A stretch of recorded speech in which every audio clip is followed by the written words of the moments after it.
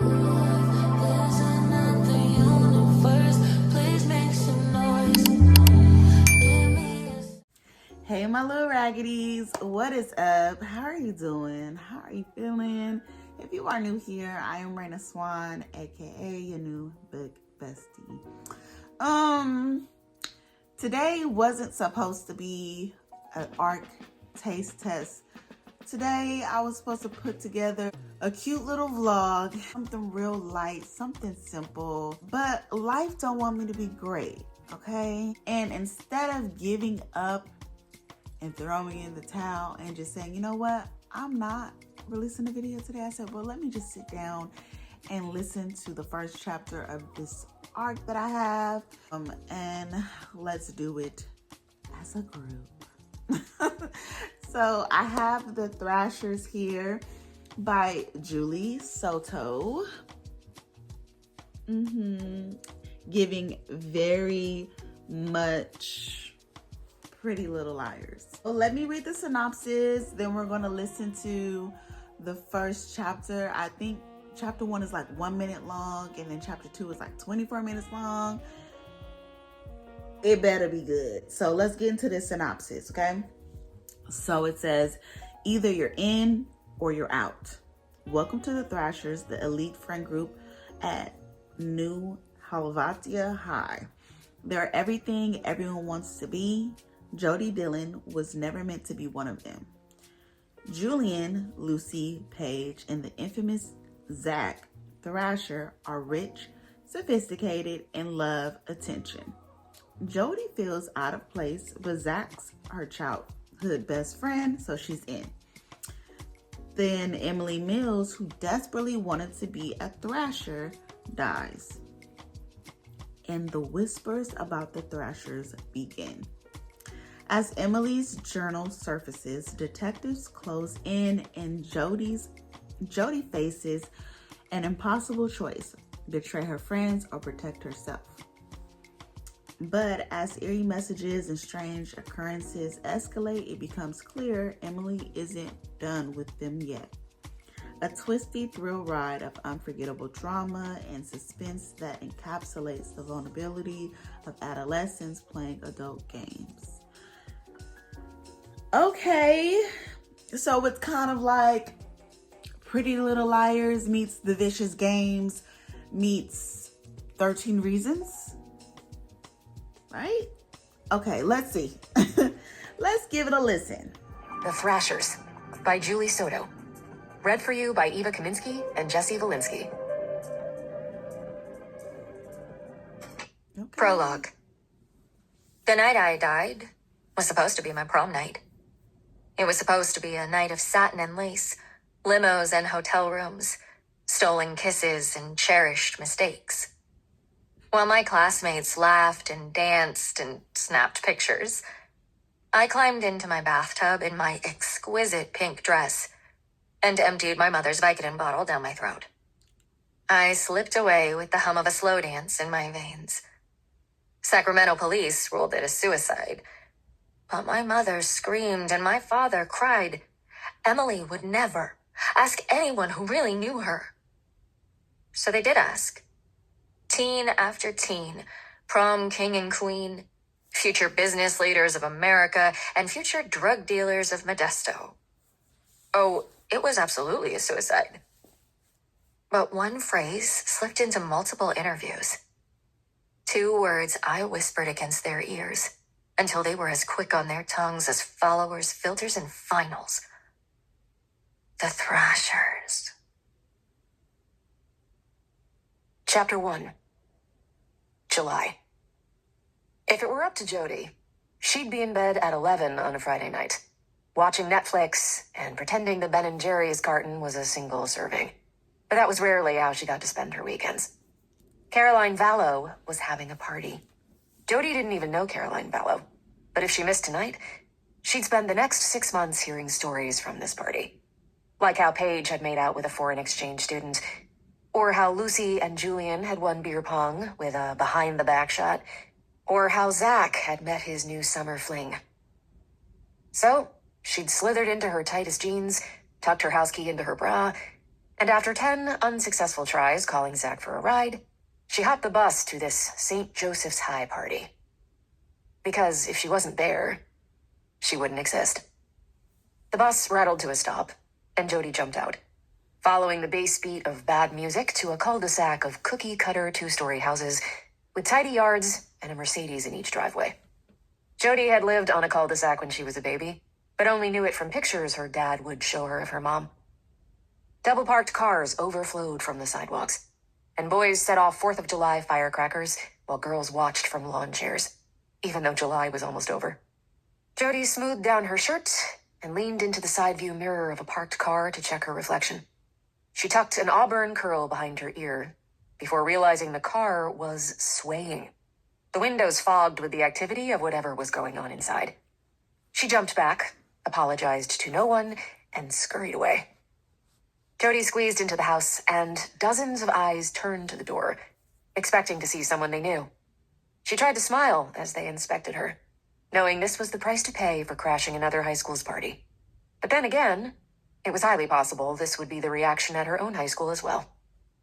It wasn't that she didn't have any friends. It was that she was sometimes invisible next to them. Jody's friends were never overlooked in a room. "Jody Dillon, get over here," said a bubbly voice. A girl with expertly styled honey blonde hair, crest white teeth, and long legs disappearing under a short dress stood in the middle of the living room, surrounded by people dancing to the music. Paige Montgomery, for instance, was someone who turned heads wherever she went, eyes glued to her until she had fully left a room. Jody waved at her a bit sheepishly and pointed toward the kitchen, miming that she was going to find water.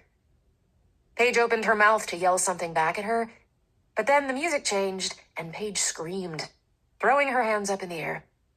Laughing, Jody set off through a sea of red cups. There was karaoke happening in the back of the house. Bad karaoke. When the kitchen materialized, she headed straight for a metal tub on the kitchen island in search of water bottles, but a tall dude cut in front of her just as Jody reached out. "Sorry," he said with a grin. "Beer?" "No, I don't drink, actually. Were you in Freeman's algebra with me this year?" He grabbed a Bud Light, knocked the cap off against the granite countertop, and pushed it into her hand. "I'm Matt." Her fingers curled around the cold bottle. She opened her mouth to tell him she didn't even go to his school, but Matt kept talking. "What colleges are you looking at?" Then, without pausing for a response, "I'm applying to Santa Barbara and San Diego. Love that beach life, am I right?" "Totally." Her vowels dripped. "Matt, get me the Brita," said a girl appearing behind Jody. She had on a bikini and nothing else. Her eyes scanned Jody up and down, and her lips curved downward. "Sure thing." Matt jumped to it, taking the pitcher from the fridge and filling a red cup for the girl. "Hey, did you hear Zach Thrashers here?" Matt said to them both. The girl's eyes snapped to Matt and grew wide. "Really? When I'm breaking out?" She dipped her head to stare at her pores in the toaster's reflection. Jody bit back a grin as she grabbed a red cup and took the Brita from Matt. "Who's Zach Thrasher?" she asked, feigning curiosity. The girl gaped at her. "You're joking, right?" Jody turned innocent eyes on her and shook her head. "This ought to be good." "He's new Helvetia's point guard," Matt said excitedly. "I heard he got the hat at Taylor Swift's Santa Clara concert. He was in VIP with Gigi Hadid." "Did you hear that he discovered some old band named Kiss, and the whole school showed up to spring fling with their faces painted?" the girl asked. Jody snorted. She had discovered Kiss and shared them with Zach, but yes, the face paint thing was real.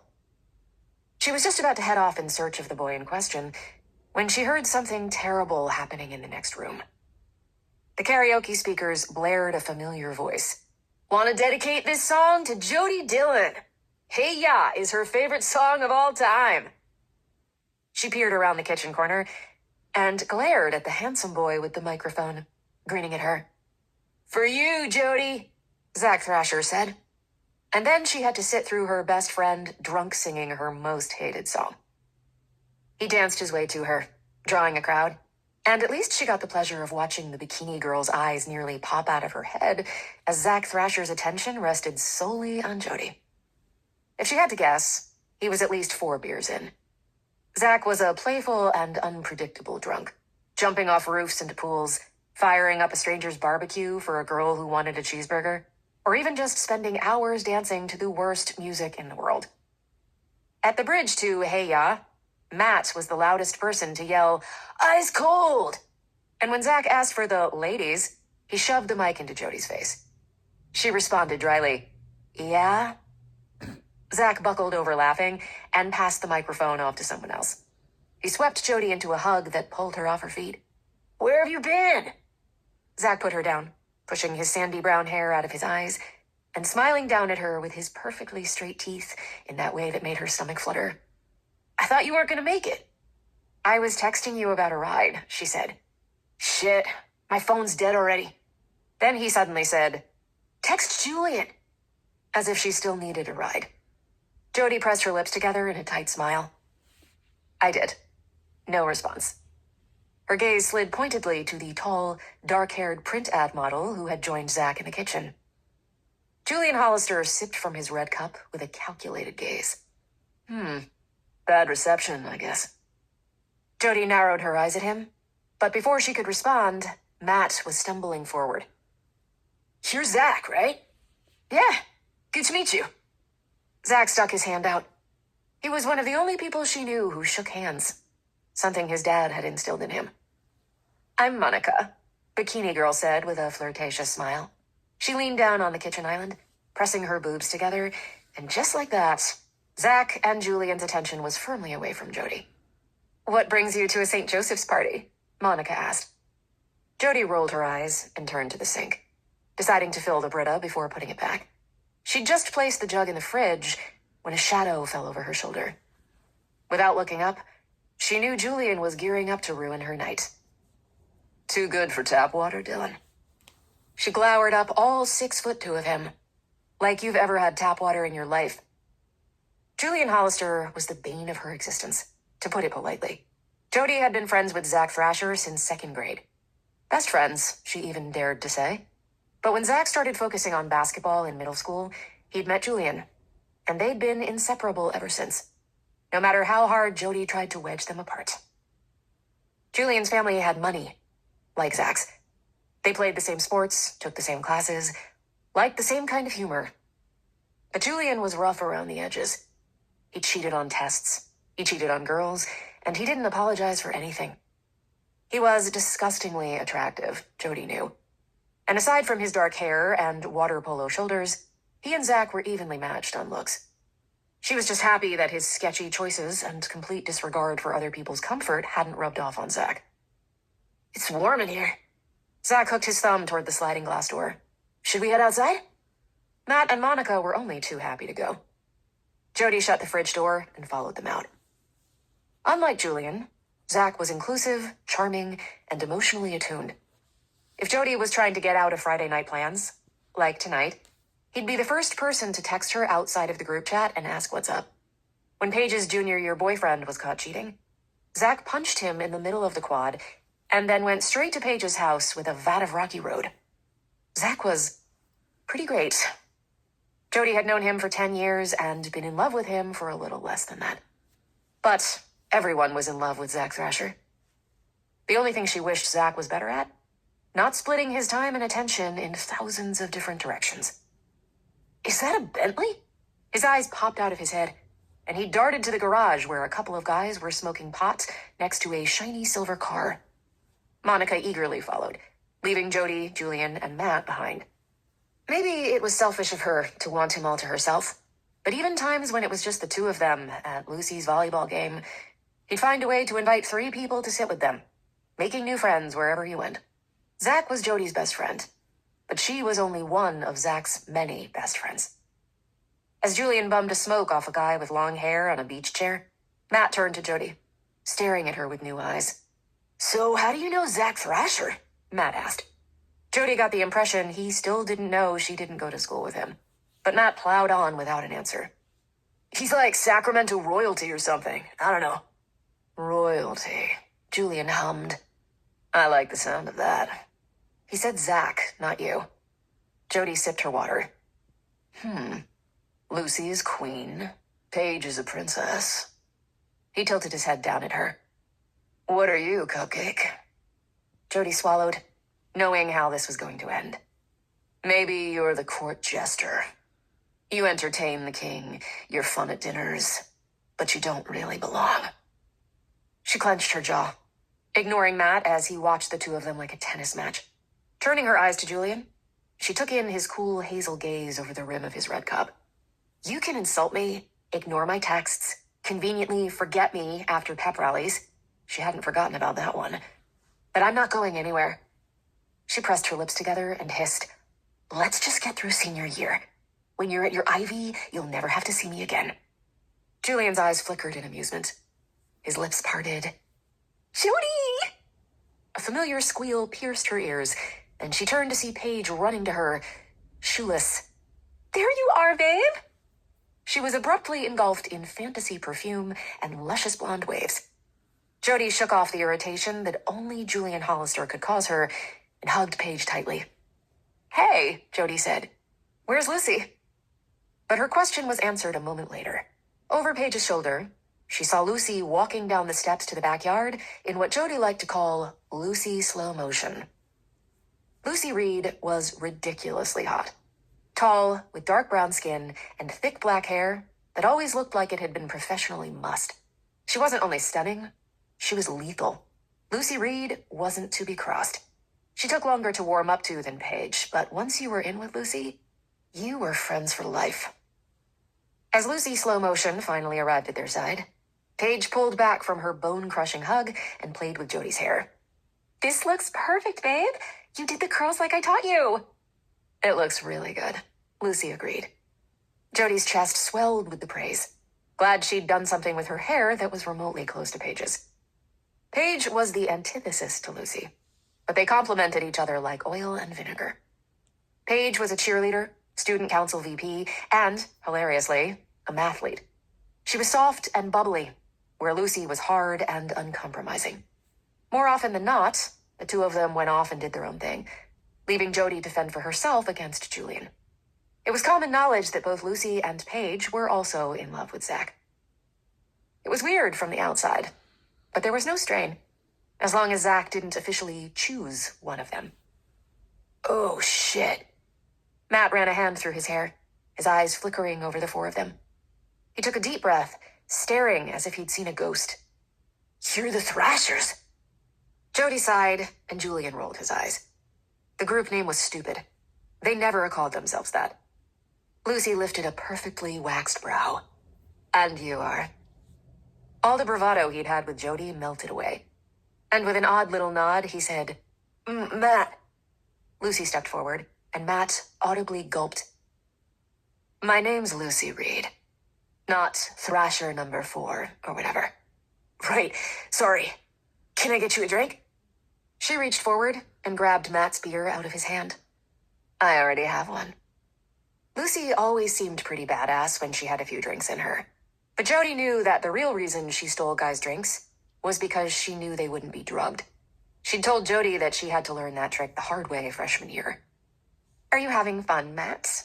Paige asked, sizing him up with a gleam in her eye. One hundo, Matt said, and Julian snorted into his drink. How do you guys know Caroline? We don't, Julian smiled. We're just not allowed to party with our own kind. The dig flew over Matt's head as his eyes widened and he lowered his voice. That's right. New Helvetia High, right? Didn't a girl just die? Did you know her? Like the music cutting out before the beat dropped, Caroline Vallow's party was no longer an easy distraction. Jody froze, like she did any time Emily's name was mentioned on TV, or in the hallways before final exams, or behind cupped palms as she passed. Paige took a sharp breath next to her, something she'd started doing a month ago, complaining that sometimes she couldn't breathe. Julian went very still, staring down into his cup. With her eyes intent on Matt, Lucy smiled, low and cat-like, as if he'd said something amusing. Not really, Lucy answered finally, but the damage was done. Matt returned her gaze with a wary expression. I think I had 2 classes with her. Paige took another deep breath, the rattle in her ribs echoing in Jody's ears. Did she really OD on prom night?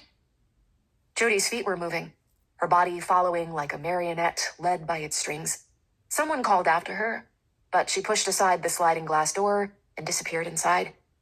The cool blast of AC on a muggy July evening pushed air into her lungs as she steered herself toward the downstairs bathroom.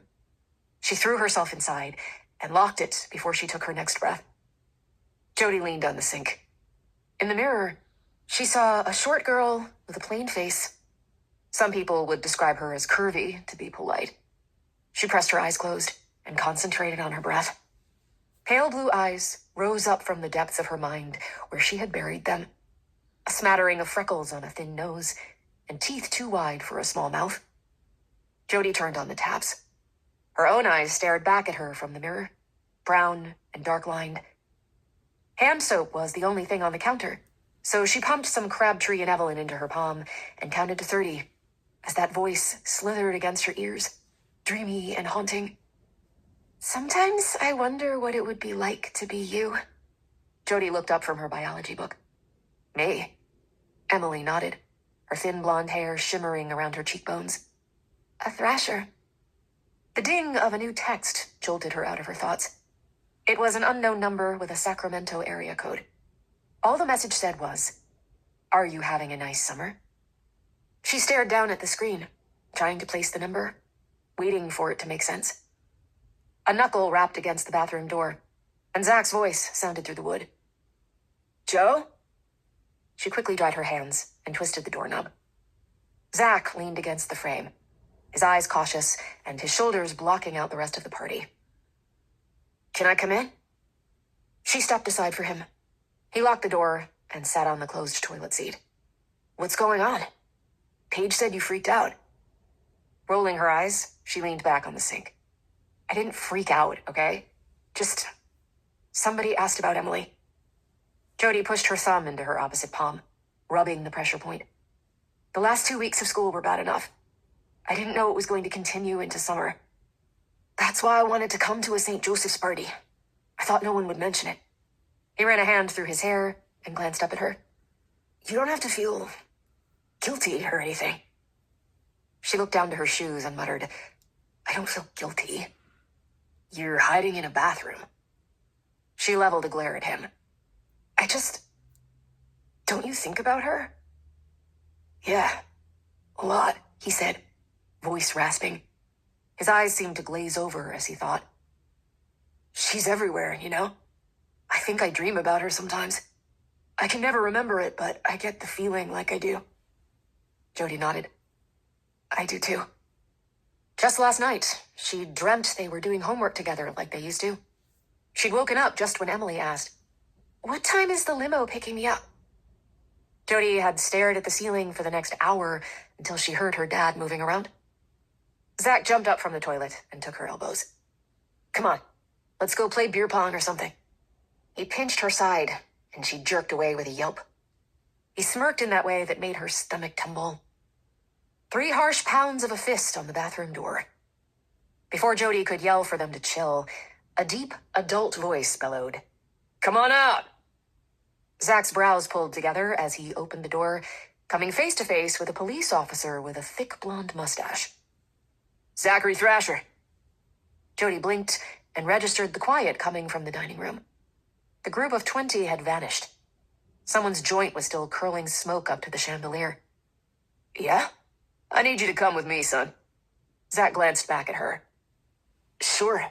Where are we going? We have a few questions for you down at the station. Jody felt her pulse hammering in her veins. This can't wait till morning? She asked, her voice cracking. The blonde cop's eyes slid to her. Jody Dillon. Her heart choked her as she nodded. You too. Zach stepped in front of her. Officer, this isn't necessary. If we call my dad, I'm sure. What's not necessary is me breathalyzing you and ordering a drug test when we get to the station. Would you like to make it necessary? He lifted a brow, and his mustache twitched when Zach swallowed thickly. Let's go. Zach moved out of the bathroom, and Jody followed. The cop filed in behind them as Zach led them out the front door and across the lawn full of whispering teenagers trying to hide their red cups. Some of them had their phones raised high overhead to capture the moment. The cop turned to the remaining party and yelled, "I'll be back through in an hour. Clear out." There were 2 cop cars parked in the cul-de-sac, their red and blue lights off, but their headlights bright on the front of the house. Another cop was assisting someone getting into the back seat of the first cruiser. Julian. Paige and Lucy were already inside, looking straight ahead with their lips shut tight as Julian slid in. The door closed with a thud. The blonde cop helped them into the second car as a crowd formed on the lawn. In the quiet, as the cop came around to the driver's seat, Zach whispered, "Don't say anything." She jerked her head in a nod. Her mind flew through the possible reasons for this, dismissing each as more unlikely than the last, but circling around one explanation like suds in a drain. And so softly, to himself almost, Zach breathed, "This is about Emily." Okay. Gag. So far, that was a really good start. Okay. I'm not gonna lie. I did zone in and out a couple of times, but I was able to follow through with the story, keep up with the storyline. I don't like Julian's ass, but given that right off the bat, I don't like him. I don't think he had anything to do with Emily's murder. I think he's just a jerk. I think Jody or Paige or Lucy, one of them 3 girls got something to do with Emily's disappearance behind Zach. Zach has something to do with it. Him being the popular, cheery, light, fun character is not fooling me. He know why Emily committed suicide. He absolutely knows. So you know what? Julie Soto. That was a good first chapter, Julie girl. What did y'all think? Were y'all captivated by that first chapter? Did it pull you in? Did you want a little bit more? Did you need a little less? I don't know. Some moments I was feeling like, okay, where are we going with this? Like I'm zoning out. Especially Matt. Matt was getting on my nerves. He reminded me of Eddie Winslow's best friend, Geraldo from Family Matters, whatever his name was. You know, the little dumb character. He just reminded me of him. He was getting on my nerves. I was just like, you need to just go away. We're dealing with some real stuff right now, and you're getting on our nerves. But I am really excited that the story takes place in Sacramento, where I'm located. So that's pretty cool. I want to know what y'all thought. Was it too long? Was it just right? Let me know in the comments, and I will see you guys Wednesday, hopefully with a bookish vlog. Okay? Okay. Bye.